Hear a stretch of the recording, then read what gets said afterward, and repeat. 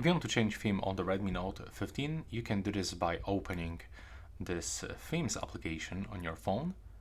And right now, just go to the themes over here. When you scroll down, you can find a lot of the some recommendations actually. So if you like, for example, this one, you can just click on it, then click on the download button. After it will be downloaded, all you have to do is just to click apply. And that's how it looks. That's how you can easily change the theme on your device.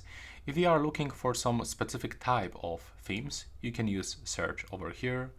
So we can even find hot words, some recommendations, or for example, you can find the colors.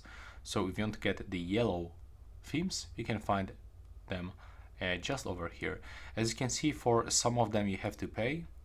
There's the price in your currency, but also some of them are free. And when you even click here, you can get, for example, the new first or some popular first. So yeah, that's all for this video. Thanks for watching.